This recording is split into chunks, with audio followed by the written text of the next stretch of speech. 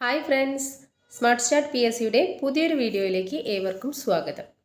P S C പരീക്ഷകൾക്ക് തയ്യാറെടുക്കുന്നവർ നിർബന്ധമായും പഠിക്കേണ്ട ഒരു ടോപ്പിക്കാണ് കേരള സർക്കാരിൻ്റെ വിവിധ പദ്ധതികൾ. ഓരോ പരീക്ഷയിലും ആവർത്തിച്ചു വരുന്ന പ്രധാന പദ്ധതികളെക്കുറിച്ചും അവയുടെ പ്രത്യേകതകളെക്കുറിച്ചുമാണ് ഇന്നത്തെ വീഡിയോയിൽ നമ്മൾ ചർച്ച ചെയ്യുന്നത്. കേരളത്തിൻ്റെ വിദ്യാഭ്യാസ മേഖലയുമായി ബന്ധപ്പെട്ട പദ്ധതികളാണ് ആദ്യം പഠിക്കാൻ പോകുന്നത്. ആദ്യത്തെ പദ്ധതിയാണ് സൗജന്യ ബിരുദ വിദ്യാഭ്യാസം, ഫ്രീ ഡിഗ്രി എഡ്യൂക്കേഷൻ. എന്താ നോക്കാം. സംസ്ഥാനത്തെ government aided arts and science കോളേജുകളിൽ ബിരുദത്തിന് പഠിക്കുന്ന വിദ്യാർത്ഥികൾക്ക് ഇനി മുതൽ ട്യൂഷൻ ഫീസ് നൽകേണ്ടതില്ല എന്ന ഉദ്ദേശത്തോടു കൂടി ഇറക്കിയ ഒരു പദ്ധതിയാണ് സൗജന്യ ബിരുദ വിദ്യാഭ്യാസം. സാമ്പത്തികമായിട്ട് പിന്നാക്കം നിൽക്കുന്നവർക്കും സാധാരണക്കാർക്കും ഉന്നത വിദ്യാഭ്യാസം ഉറപ്പാക്കുക എന്നതാണ് സൗജന്യ ബിരുദ വിദ്യാഭ്യാസത്തിൻ്റെ പ്രധാന ലക്ഷ്യം. അടുത്ത പദ്ധതിയാണ് കണക്ട് ടു വർക്ക്. ഈ പദ്ധതി എല്ലാവർക്കും അറിയാമെന്ന് വിചാരിക്കുന്നു.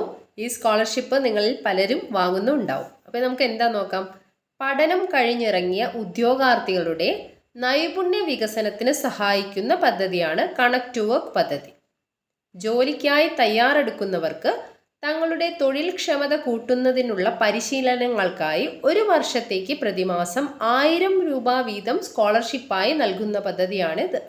അപ്പോൾ എന്താ പറഞ്ഞത്, മത്സര പരീക്ഷകൾക്ക് തയ്യാറെടുക്കുന്ന ഉദ്യോഗാർത്ഥികൾക്ക് പ്രതിമാസം ഓരോ മാസവും 1000 രൂപ വീതം സ്കോളർഷിപ്പായി നൽകുന്ന ഒരു പദ്ധതിയാണ് കണക്ട് ടു വർക്ക് പദ്ധതി.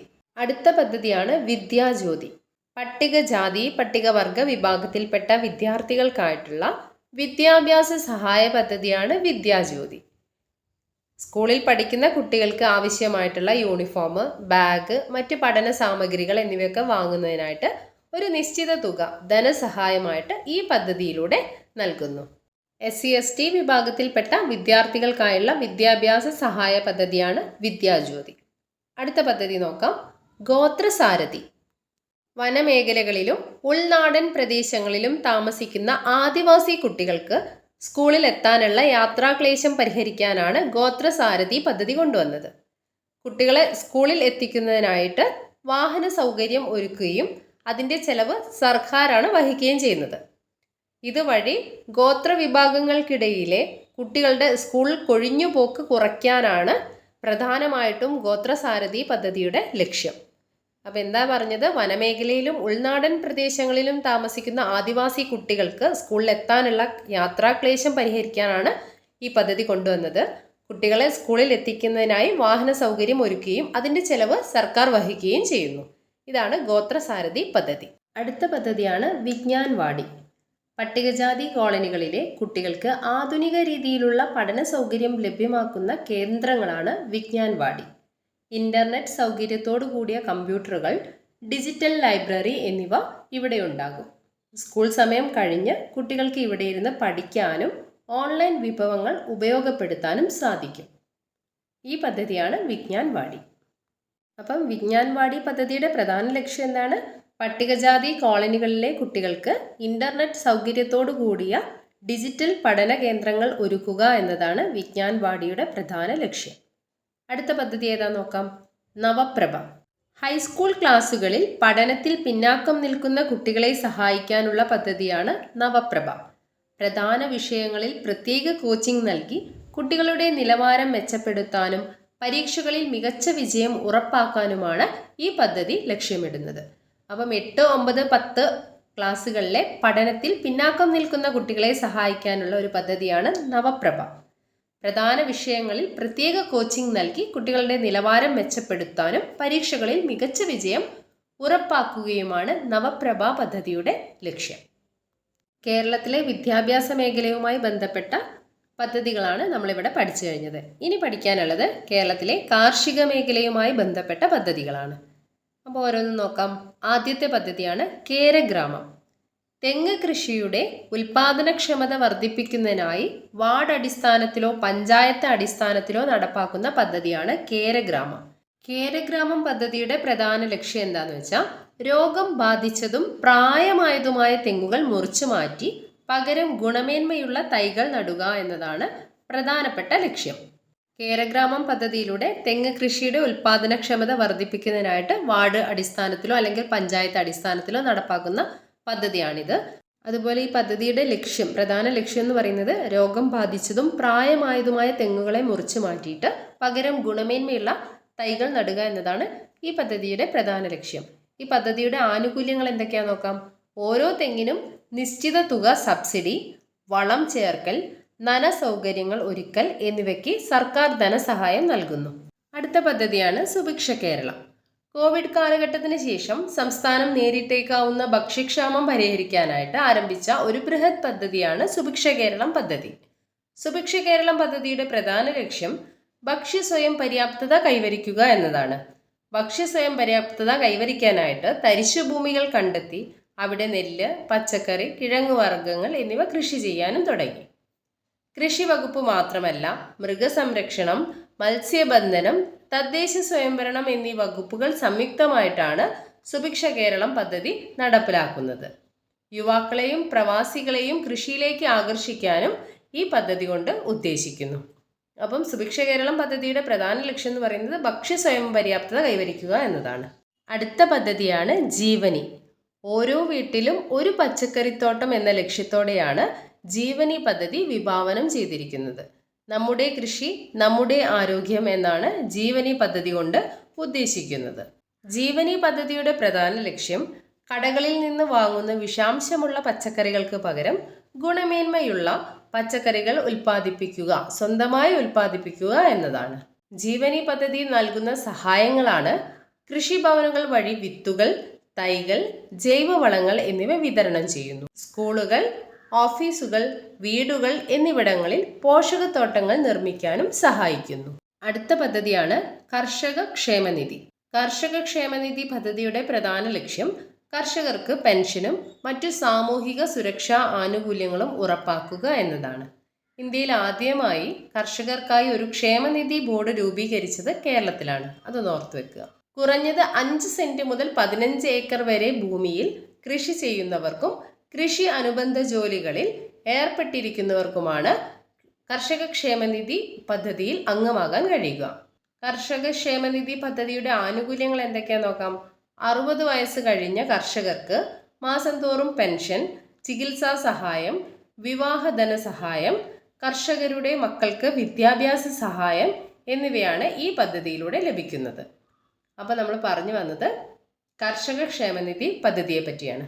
കർഷക ക്ഷേമനിധി പദ്ധതിയുടെ പ്രധാന ലക്ഷ്യം എന്ന് പറയുന്നത് കർഷകർക്ക് പെൻഷനും മറ്റു സാമൂഹിക സുരക്ഷാ ആനുകൂല്യങ്ങളും ഉറപ്പാക്കുക എന്നതാണ്. അതുപോലെ തന്നെ ഇന്ത്യയിൽ ആദ്യമായി കർഷകർക്കായി ഒരു ക്ഷേമനിധി ബോർഡ് രൂപീകരിച്ചത് എവിടെയാണ്? കേരളത്തിലാണ്. ഇത്രയും കാര്യങ്ങളൊന്ന് ഓർത്തു വെക്കുക. ഇനി നമുക്ക് പഠിക്കാനുള്ളത് തൊഴിലും നൈപുണ്യ വികസനവുമായി ബന്ധപ്പെട്ട പദ്ധതികളാണ്. അതിൽ ആദ്യത്തെ പദ്ധതിയാണ് അയ്യങ്കാളി നഗര തൊഴിലുറപ്പ് പദ്ധതി.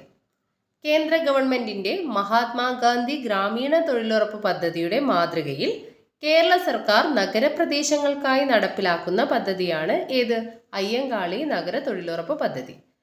അപ്പോൾ കേന്ദ്ര ഗവൺമെൻറ്റിൻ്റെ പദ്ധതിയാണ് ഏത്? മഹാത്മാഗാന്ധി ഗ്രാമീണ തൊഴിലുറപ്പ് പദ്ധതി. കേരള സർക്കാരിൻ്റെ പദ്ധതി ഏതാണ്? അയ്യങ്കാളി നഗര തൊഴിലുറപ്പ് പദ്ധതി. മാറിപ്പോവരുത്.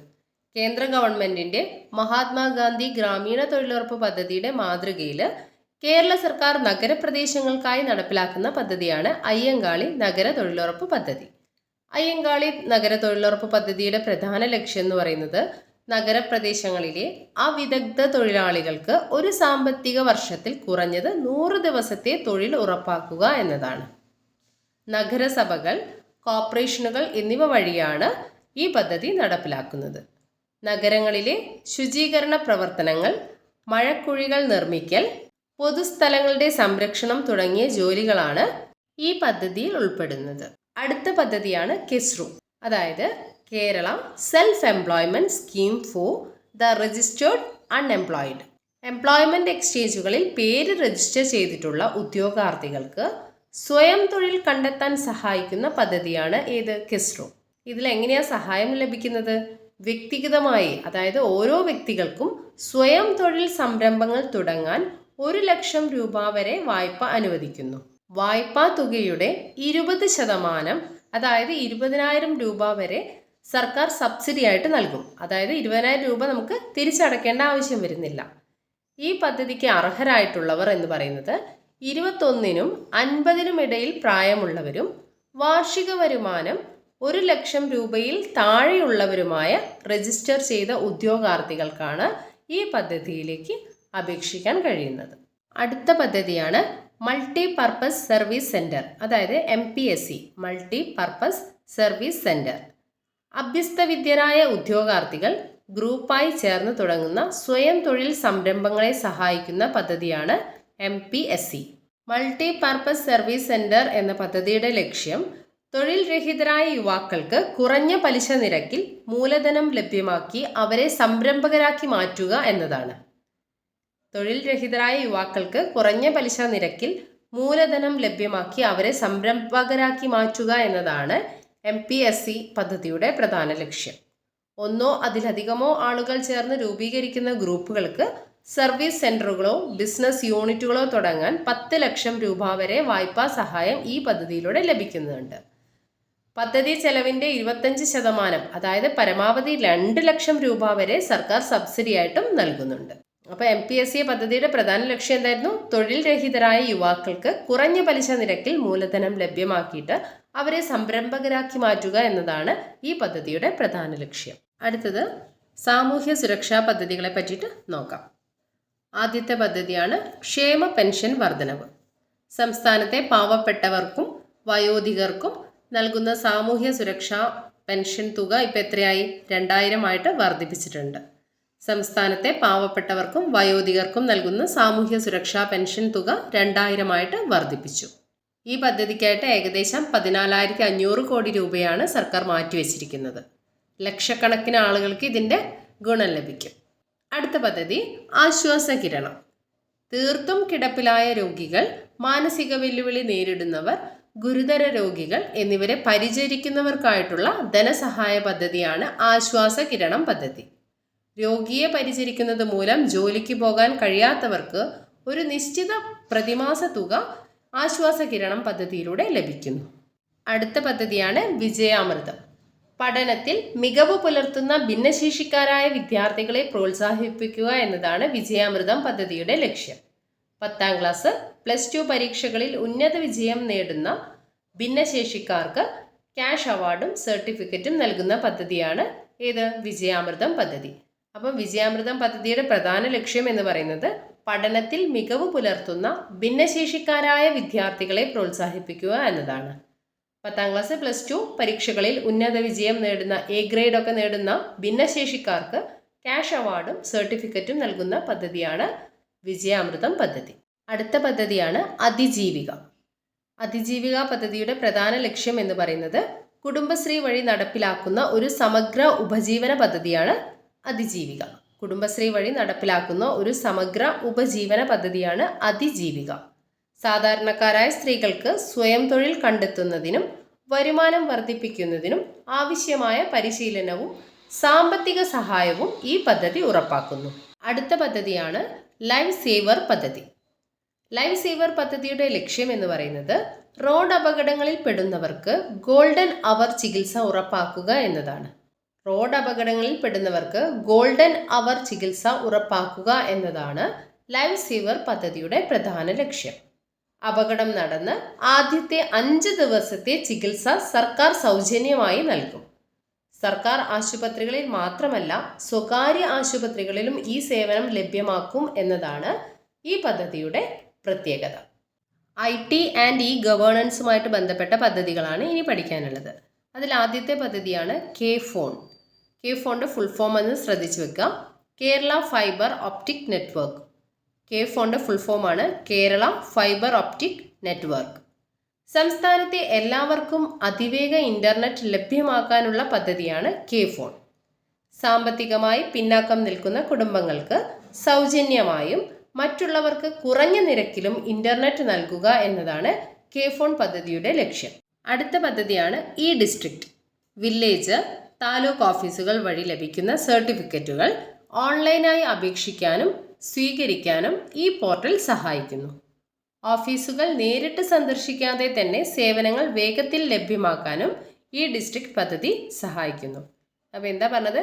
വില്ലേജ്, താലൂക്ക് ഓഫീസുകൾ വഴി ലഭിക്കുന്ന സർട്ടിഫിക്കറ്റുകൾ, എക്സാമ്പിൾ ജാതി വരുമാന സർട്ടിഫിക്കറ്റുകളൊക്കെ ഓൺലൈനായിട്ട് അപേക്ഷിക്കാനും സ്വീകരിക്കാനും ഈ പോർട്ടൽ സഹായിക്കുന്നു. ഓഫീസുകളിൽ നേരിട്ട് സന്ദർശിക്കാതെ തന്നെ സേവനങ്ങൾ വേഗത്തിൽ ലഭ്യമാക്കാൻ ഈ ഡിസ്ട്രിക്ട് പദ്ധതി സഹായിക്കുന്നു.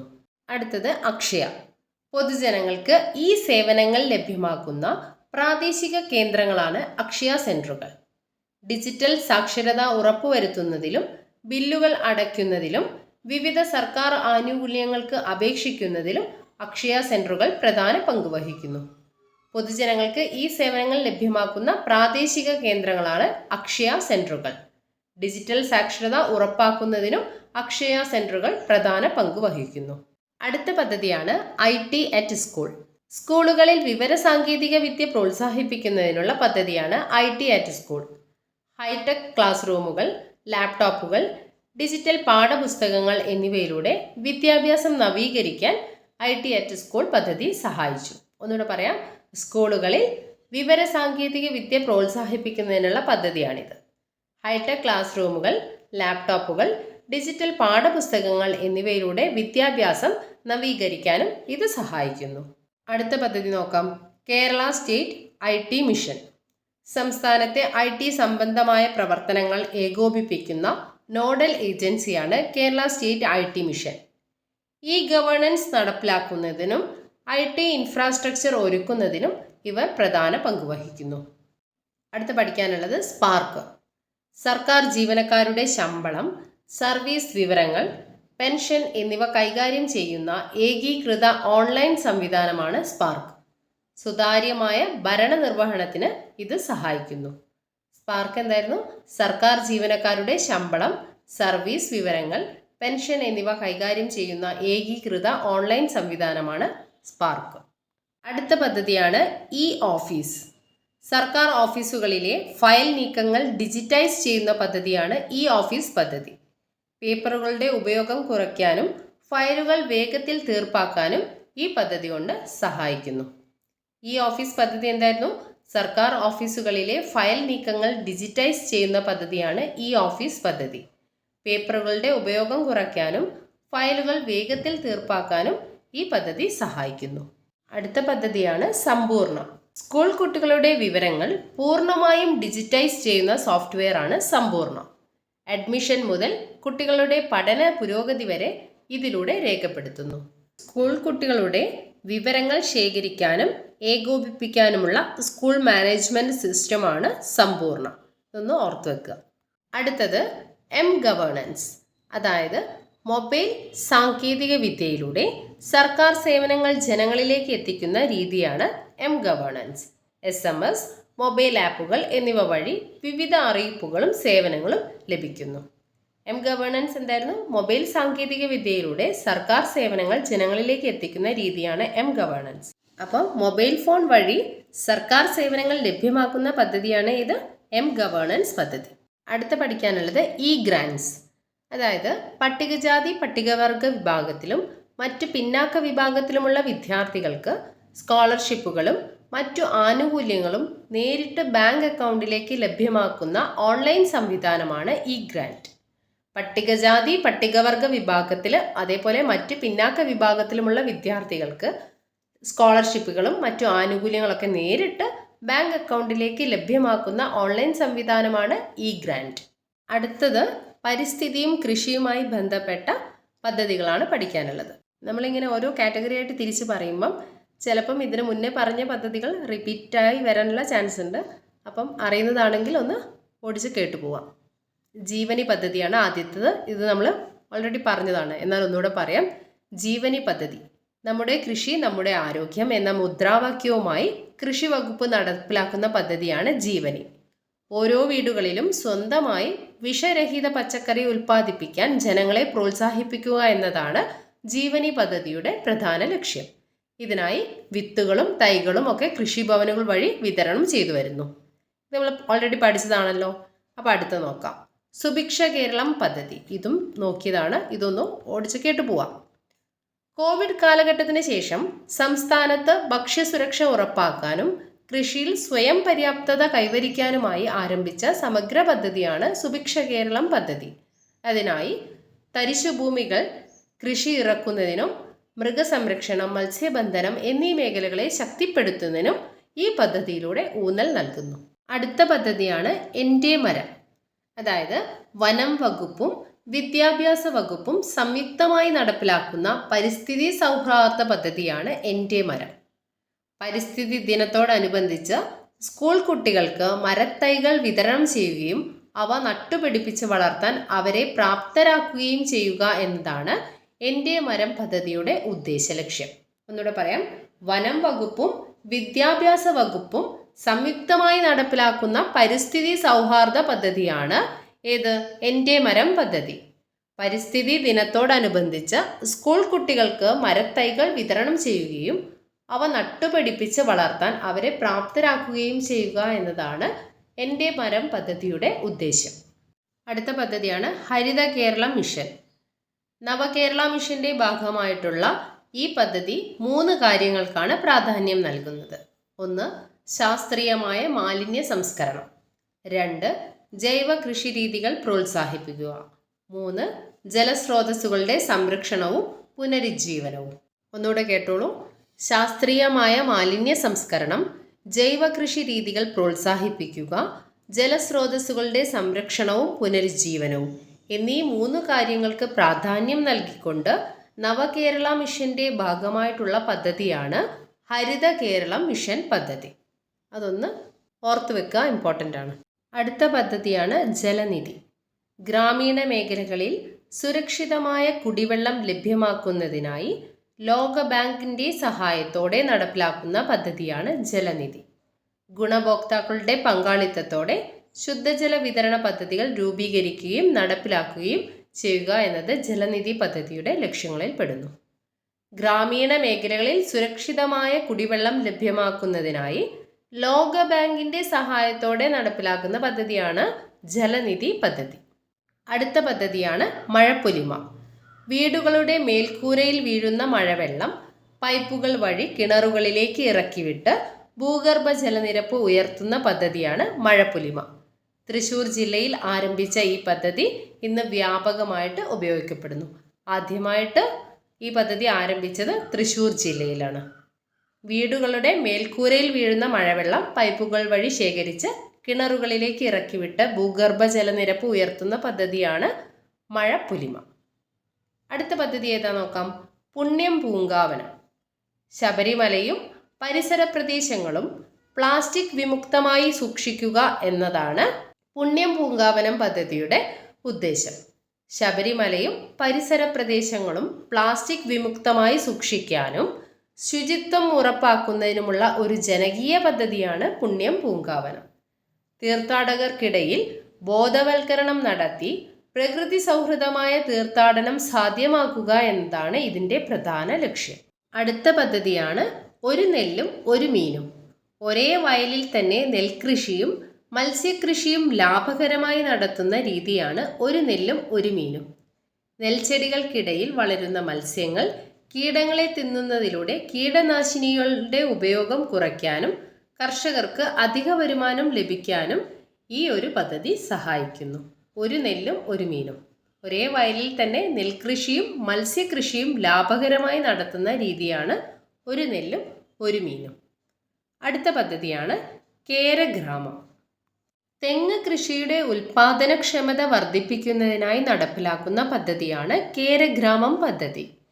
തെങ്ങിൻ തൈകളുടെ വിതരണം, വളപ്രയോഗം, രോഗനിയന്ത്രണം, ജലസേചനം എന്നിവയിൽ കർഷകർക്ക് സഹായം നൽകി തെങ്ങു കൃഷിയെ ലാഭകരമാക്കുക എന്നതാണ് കേരഗ്രാമം പദ്ധതിയുടെ പ്രധാന ലക്ഷ്യം. അപ്പോൾ എന്തായിരുന്നു? തെങ്ങ് കൃഷിയുടെ ഉൽപാദനക്ഷമത വർദ്ധിപ്പിക്കുന്നതിനായി നടപ്പിലാക്കുന്ന പദ്ധതിയാണ് കേരഗ്രാമം പദ്ധതി. അടുത്ത പദ്ധതിയാണ് വനശ്രീ. വനവിഭവങ്ങൾ ശേഖരിച്ച് മൂല്യവർദ്ധിത ഉൽപ്പന്നങ്ങളാക്കി മാറ്റി വിപണനം നടത്തുന്ന വനം വകുപ്പിൻ്റെ സംരംഭമാണ് വനശ്രീ. ആദിവാസികൾക്കും വനത്തെ ആശ്രയിച്ചു കഴിയുന്നവർക്കും മെച്ചപ്പെട്ട വരുമാനം നൽകാൻ ഈ പദ്ധതി വഴി സാധിക്കുന്നു. അടുത്ത പഠിക്കാനുള്ളത് ടൂറിസവുമായി ബന്ധപ്പെട്ട പദ്ധതികളാണ്. ആദ്യത്തെ പദ്ധതിയാണ് ഉത്തരവാദിത്ത ടൂറിസം, റെസ്പോൺസിബിൾ ടൂറിസം. അതായത് വിനോദസഞ്ചാരത്തിൻ്റെ ഗുണഫലങ്ങൾ പ്രാദേശിക ജനതയ്ക്ക് കൂടി ലഭ്യമാക്കുക എന്ന ലക്ഷ്യത്തോടെയാണ് ഈ പദ്ധതി നടപ്പിലാക്കുന്നത്. പരിസ്ഥിതിക്ക് കോട്ടം തട്ടാതെ ഗ്രാമീണ ജീവിതവും കലകളും സഞ്ചാരികൾക്ക് പരിചയപ്പെടുത്തുന്നതിലൂടെ പ്രാദേശിക സാമ്പത്തിക വളർച്ച ഉറപ്പാക്കുന്നു. വിനോദസഞ്ചാരത്തിന്റെ ഗുണഫലങ്ങൾ പ്രാദേശിക ജനതയ്ക്ക് കൂടി ലഭ്യമാക്കുക എന്ന ലക്ഷ്യത്തോടെ നടപ്പിലാക്കുന്ന ഒരു പദ്ധതിയാണ് ഉത്തരവാദിത്ത ടൂറിസം. അടുത്ത പദ്ധതിയാണ് മുസിരിസ് ഹെറിറ്റേജ് പ്രോജക്റ്റ്. കൊടുങ്ങല്ലൂർ, പറവൂർ മേഖലകളിലെ പുരാതന തുറമുഖമായ മുസിരിസിന്റെ ചരിത്ര പ്രാധാന്യം സംരക്ഷിക്കുന്നതിനുള്ള ഇന്ത്യയിലെ തന്നെ ഏറ്റവും വലിയ പൈതൃക പദ്ധതിയാണ് Muziris heritage project.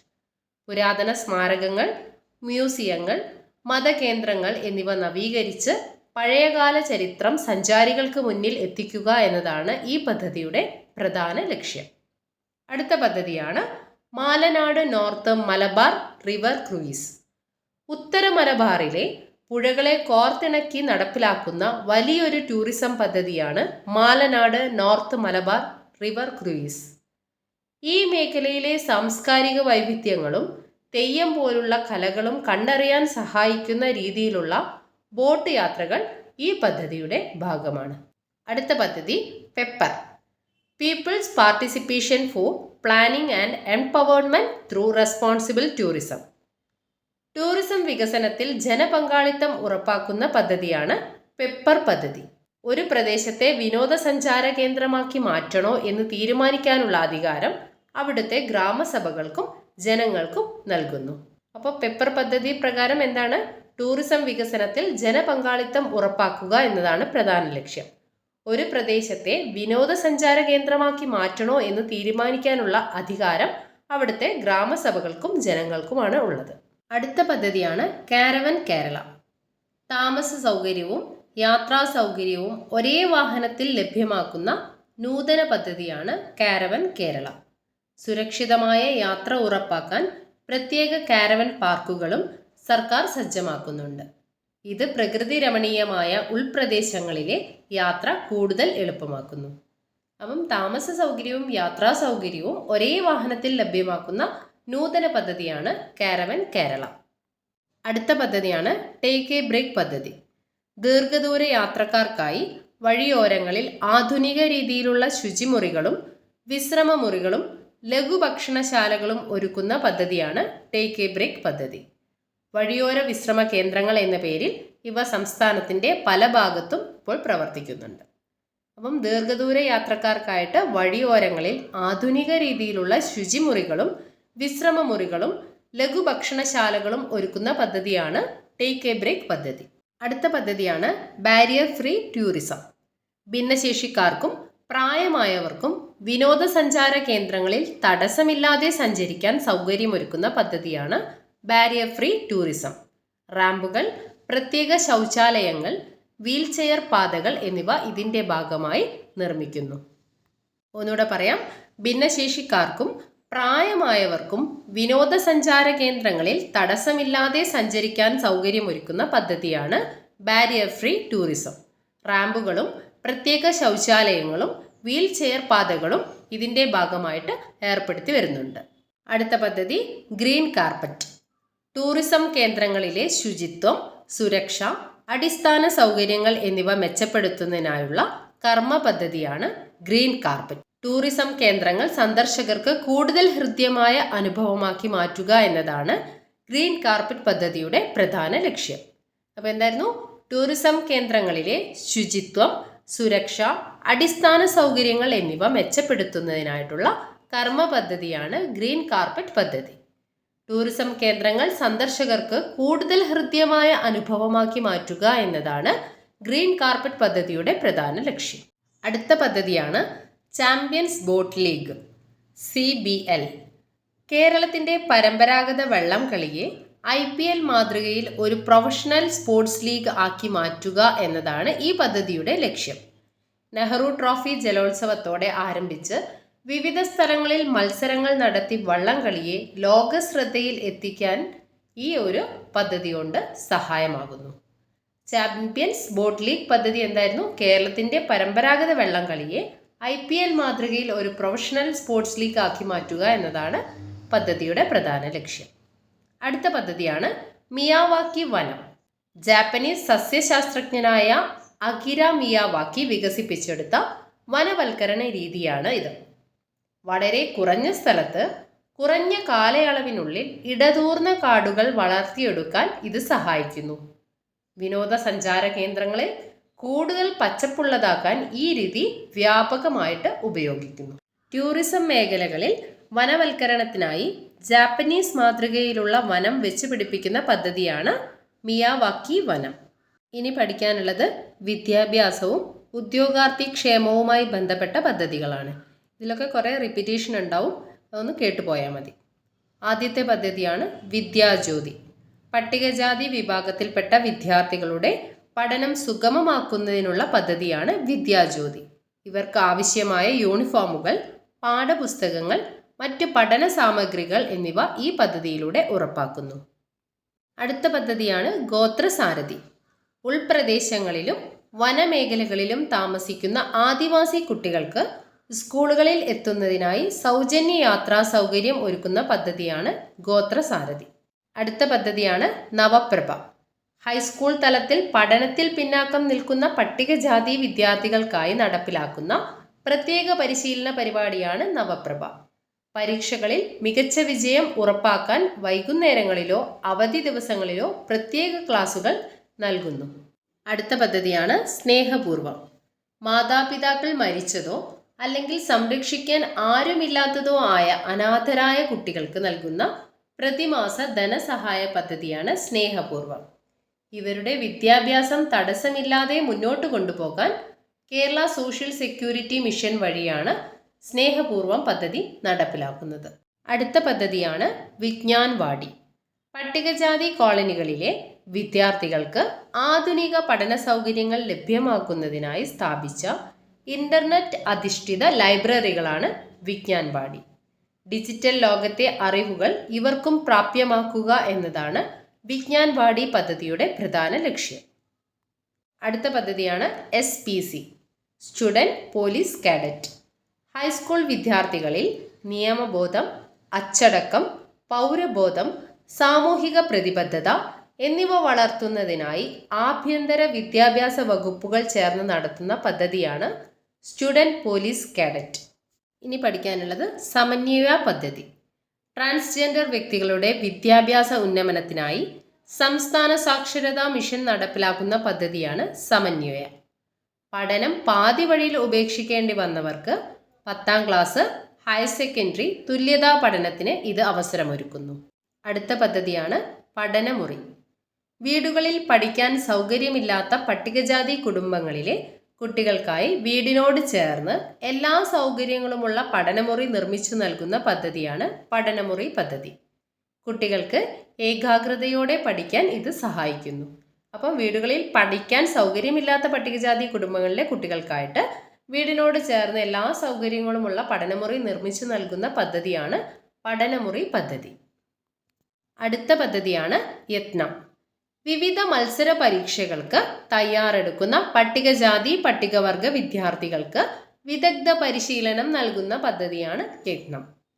PSC, SSC, bank coaching തുടങ്ങിയ വിവിധ മത്സര പരീക്ഷകൾക്ക് തയ്യാറെടുക്കുന്ന പട്ടികജാതിയിലെയും പട്ടികവർഗ വിഭാഗത്തിലെയും കുട്ടികൾക്ക് വിദഗ്ധ പരിശീലനം നൽകുന്ന പദ്ധതിയാണ് യത്നം പദ്ധതി. അടുത്തത് കണക്ട് ടു വർക്ക് പദ്ധതി. ഉദ്യോഗാർത്ഥികളുടെ തൊഴിൽ നൈപുണ്യം വർദ്ധിപ്പിക്കുന്നതിനായി നൈപുണ്യ വികസന പരിശീലനത്തിന് ധനസഹായം നൽകുന്ന പദ്ധതിയാണ് കണക്ട് ടു വർക്ക് പദ്ധതി. ഇനി നമുക്ക് കുറച്ച് പ്രധാനപ്പെട്ട ഹെൽപ്പ് ലൈൻ നമ്പേഴ്സ് പഠിക്കാം. വുമൺ ആൻഡ് ചൈൽഡ് വെൽഫെയറുമായിട്ട് ബന്ധപ്പെട്ടിട്ടുള്ള ഹെൽപ്പ് ലൈൻ നമ്പേഴ്സാണ് ഇനി പറയുന്നത്. 1098 ഇത് ചൈൽഡ് ഹെൽപ്പ് ലൈൻ നമ്പറാണ്. അടുത്തത് 181 മിത്ര, സ്ത്രീ ഹെൽപ്പ് ലൈൻ നമ്പർ. ഗാർഹിക പീഡനം നേരിടുന്നവർക്കും വിവരങ്ങൾ തേടുന്ന സ്ത്രീകൾക്കും ട്രാൻസ്ജെൻഡറുകൾക്കും ഈ നമ്പർ ഉപയോഗിക്കാം. അടുത്ത ഹെൽപ്പ് ലൈൻ നമ്പറാണ് 1091. പൊതുവായിട്ടുള്ള സ്ത്രീ ഹെൽപ്പ് ലൈൻ നമ്പറാണ് 1091. അടുത്തത് 1515 പിങ്ക് പോലീസ് പെട്രോളിൻ്റെ ഹെൽപ്പ് ലൈൻ നമ്പറാണ് 1515. ആരോഗ്യവും ദുരന്ത നിവാരണവുമായി ബന്ധപ്പെട്ട ഹെൽപ്പ് ലൈൻ നമ്പേഴ്സാണ് ഇനി പറയുന്നത്. ആദ്യത്തെ നമ്പർ 1056 ദിശ ഹെൽപ്പ് ലൈൻ നമ്പർ. ആരോഗ്യപരമായ സംശയങ്ങൾക്കും കൗൺസിലിങ്ങിനുമുള്ള കേരളത്തിൻ്റെ ഔദ്യോഗിക ഹെൽപ്പ് ലൈൻ നമ്പറാണ് ദിശ ഹെൽപ്പ് ലൈൻ. ദിശ ഹെൽപ്പ് ലൈൻ നമ്പറാണ് 1056. ദിശ ഹെൽപ്പ് ലൈൻ നമ്പർ 1056 ഇമ്പോർട്ടൻ്റ് ആണ്, ഓർത്ത് വയ്ക്കുക. ആരോഗ്യപരമായ സംശയങ്ങൾക്കും കൗൺസിലിങ്ങിനുമുള്ള കേരളത്തിൻ്റെ ഔദ്യോഗിക ഹെൽപ്പ് ലൈൻ നമ്പറാണ് ദിശ ഹെൽപ്പ് ലൈൻ നമ്പർ. അടുത്തത് 1070. സംസ്ഥാന ദുരന്ത നിവാരണ അതോറിറ്റിയുടെ ഹെൽപ്പ് ലൈൻ നമ്പറാണ് 1070. അടുത്ത ഹെൽപ്പ് ലൈൻ നമ്പറാണ് 1077. ജില്ലാ ദുരന്ത നിവാരണ അതോറിറ്റിയുടെ ഹെൽപ്പ് ലൈൻ നമ്പറാണിത്. 1077 ജില്ലാ ദുരന്ത നിവാരണ അതോറിറ്റിയുടെ ഹെൽപ്പ് ലൈൻ നമ്പർ. അടുത്തത് 14567 എൽഡർ ലൈൻ്റെ, അതായത് മുതിർന്ന പൗരന്മാർക്ക് വേണ്ടിയിട്ടുള്ള ദേശീയ ഹെൽപ്പ് ലൈൻ നമ്പറാണ് 14567. 14567 എന്നത് മുതിർന്ന പൗരന്മാർക്ക് വേണ്ടിയിട്ടുള്ള ദേശീയ ഹെൽപ്പ് ലൈൻ നമ്പറാണ്. അടുത്ത നമ്പറാണ് 14405 ലഹരി വിരുദ്ധ ഹെൽപ്പ് ലൈൻ നമ്പറാണിത്. ലഹരി വിരുദ്ധ ഹെൽപ്പ് ലൈൻ നമ്പറാണ് 14405. അപ്പം കേരളത്തിൻ്റെ പ്രധാനപ്പെട്ട സ്കീംസൊക്കെ നമ്മൾ പഠിച്ചു കഴിഞ്ഞു. ഇതിലേതെങ്കിലും വിട്ടുപോയിട്ടുണ്ടെങ്കിൽ അടുത്ത ക്ലാസ്സിൽ നമുക്ക് വന്ന PYQ കുറച്ച് MCQ ചെയ്തു നോക്കാം. അതിൻ്റെ കൂടെ പറയാം ഏതെങ്കിലും വിട്ടുപോയിട്ടുണ്ടെങ്കിൽ. ഇതുവരെ പഠിച്ച കാര്യങ്ങൾ നമുക്കൊരു ക്വിക്ക് റിവിഷൻ നോക്കാം. ക്വിക്ക് റിവിഷൻ ചാർട്ടാണിത്, നോക്കിക്കോളൂ. പ്രധാനപ്പെട്ടത് മാത്രമാണ് പറയുന്നത്, അല്ലാത്തത് ഒന്ന് കേട്ട് നോക്കുക, ക്ലാസ് കേട്ട് നോക്കുക. ആദ്യത്തേത് K-ഫോൺ, എല്ലാവർക്കും അതിവേഗ ഇൻ്റർനെറ്റ് എന്നതാണ് K-ഫോൺ പദ്ധതിയുടെ ലക്ഷ്യം.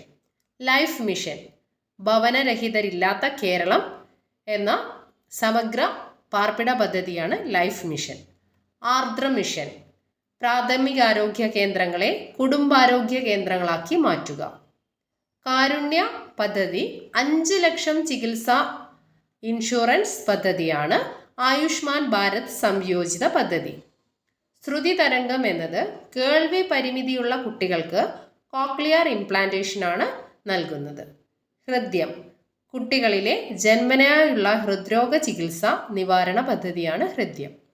താലോലം, 18 വയസ്സുവരെയുള്ള കുട്ടികൾക്ക് മാരകരോഗ ചികിത്സാ സഹായമാണ് താലോലം പദ്ധതിയിലൂടെ നൽകുന്നത്. മന്ദഹാസം പദ്ധതി, വയോധികർക്ക് സൗജന്യ കൃത്രിമ പല്ല് നൽകുന്ന പദ്ധതി. ശരണ്യ, വിധവകൾക്ക് സ്വയം തൊഴിൽ കണ്ടെത്താൻ പലിശരഹിത വായ്പ. മംഗല്യ, വിധവകളുടെ പുനർവിവാഹ ധനസഹായം. സ്നേഹപൂർവം, മാതാപിതാക്കൾ നഷ്ടപ്പെട്ട കുട്ടികൾക്ക് വിദ്യാഭ്യാസ സഹായം. വിമുക്തി, ലഹരി വിരുദ്ധ ബോധവൽക്കരണ പദ്ധതിയാണ് വിമുക്തി. ഗോത്രസാരഥി, ആദിവാസി കുട്ടികൾക്ക് സൗജന്യ സ്കൂൾ വാഹന സൗകര്യം. പഠനമുറി, പട്ടികജാതി കുട്ടികൾക്ക് വീട്ടിൽ പഠന സൗകര്യം ഒരുക്കാൻ 2 ലക്ഷം രൂപ വരെ ഈ പദ്ധതിയിലൂടെ വിഭാവനം ചെയ്യുന്നു. ജീവനി, വിഷരഹിത പച്ചക്കറി കൃഷി, നമ്മുടെ കൃഷി നമ്മുടെ ആരോഗ്യം. കേരഗ്രാമം പദ്ധതി, തെങ്ങ് കൃഷി നവീകരണവും ഉൽപാദന വർധനവും. മഴപ്പൊലിമ, കിണർ റീചാർജിങ്ങിലൂടെ ഭൂഗർഭ ജല സംരക്ഷണം. പിങ്ക് പെട്രോൾ, പൊതുസ്ഥലങ്ങളിൽ സ്ത്രീകൾക്ക് സുരക്ഷ നൽകുന്ന പോലീസ് പെട്രോളിംഗ്. K-സ്മാർട്ട്, തദ്ദേശ സ്ഥാപന സേവനങ്ങൾ ഓൺലൈനായി നൽകുന്ന ആപ്പാണ് K-സ്മാർട്ട്. മാതൃയാനം പദ്ധതി, പ്രസവാനന്തരം അമ്മയെയും കുഞ്ഞിനെയും സൗജന്യമായി വീട്ടിലെത്തിക്കുന്നു. നയനാമൃതം പദ്ധതി, ഗവൺമെൻറ് തലത്തിലുള്ള ലോകത്തിലെ ആദ്യ AI നേത്ര പരിശോധനാ പദ്ധതി. ലൈഫ് സേവർ, അപകടത്തിൽപ്പെടുന്നവർക്ക് ആദ്യ 5 ദിവസം സൗജന്യ ചികിത്സ. അപ്പോൾ 2 ക്ലാസ്സിലൂടെ നമ്മൾ കേരളത്തിൻ്റെ പ്രധാനപ്പെട്ട പദ്ധതികളൊക്കെ പഠിച്ചു കഴിഞ്ഞു. അപ്പം അടുത്ത ക്ലാസ്സിൽ ഇതുവരെ വന്ന PYQ സെഷനും പ്രധാനപ്പെട്ട MCQയും ചെയ്തു നോക്കാം. ഇതിലേതെങ്കിലും പദ്ധതികൾ വിട്ടുപോയിട്ടുണ്ടെങ്കിൽ അതും കൂടെ ആ ക്ലാസ്സിൽ ഉൾപ്പെടുത്തുന്നതാണ്. അപ്പോൾ ക്ലാസ് ഇഷ്ടമായിട്ടുണ്ടെങ്കിൽ വീഡിയോ ലൈക്ക് ചെയ്യാനും ഷെയർ ചെയ്യാനൊന്നും മറക്കരുത്. അതുപോലെ ചാനൽ ആദ്യമായിട്ട് കാണുന്നവരാണെങ്കിൽ ചാനലൊന്ന് സബ്സ്ക്രൈബ് ചെയ്ത് സപ്പോർട്ട് ചെയ്യാം. Thank you for watching.